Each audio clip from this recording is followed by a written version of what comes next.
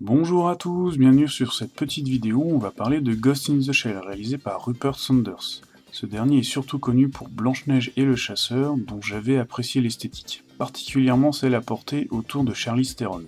Le rôle principal est interprété par Scarlett Johansson, dont je ne vous ferai pas l'affront de la présenter, et on peut noter la présence de Takeshi Kitano, grand réalisateur-acteur japonais. Si vous ne le connaissez pas, je vous conseille de vous intéresser fortement à sa filmographie, ça en vaut la peine. Pour poser le décor, sachez que Ghost in the Shell, à la base, ce n'est pas juste un film d'animation japonais sorti en 1995. Il y a eu d'autres films, des OAV, une série, des mangas et des comics. Personnellement, j'ai vu le premier film ainsi que sa suite Innocence et les 2 saisons de la série Standalone Complex. Alors, faut-il aller voir Ghost in the Shell ? Eh ben étonnamment, oui.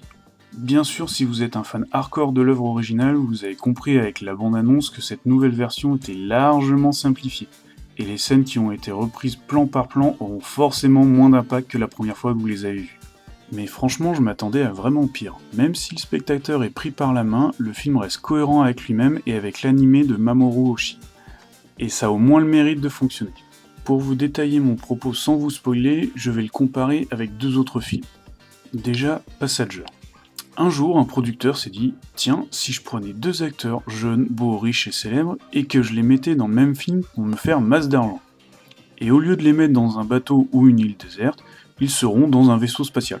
Parce que les trucs de geek, c'est à la mode en ce moment. » Le résultat, c'est un film sur Chris Pratt et Jennifer Lawrence qui tombent amoureux dans l'espace, mais tous les fans de science-fiction peuvent globalement passer leur chemin.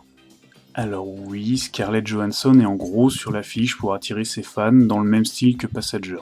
Mais le film, lui, laisse de la place aux autres personnages, respecte les codes du thriller d'anticipation et conserve le thème de la transhumanisation, même s'il le rend plus accessible et donc simpliste.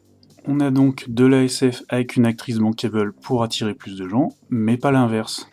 Deuxième comparaison, le remake de Total Recall, le film qui a donné des envies de meurtre à des milliers de fans à travers le monde. Pour celui-là, c'est simple, les producteurs avaient un scénario de film d'action futuriste sous la main, ils ont collé le titre Total Recall dessus, ont mis 3 références à l'œuvre originale et nous ont balancé ça en pleine figure.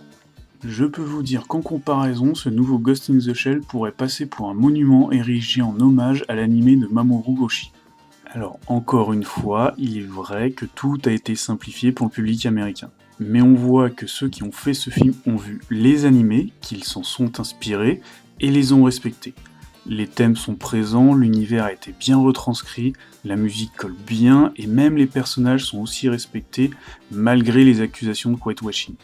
À la limite, on pourrait reprocher au réalisateur d'avoir voulu trop en mettre, avec beaucoup de détails à l'écran et une ville trop surchargée. Ce qui donne l'impression que le film se rapproche aussi d'autres univers proches de lui.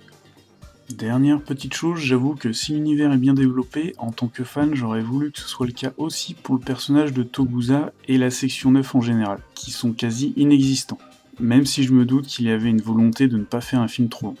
En conclusion, je vous conseille d'aller voir ce nouveau Ghost in the Shell, et si vous ne connaissez pas son univers, j'espère qu'il vous donnera envie d'y plonger. Voilà, merci d'avoir regardé cette vidéo, n'hésitez pas à la partager si ça vous a plu, et à me laisser des commentaires sur le film ou la vidéo elle-même. Ciao!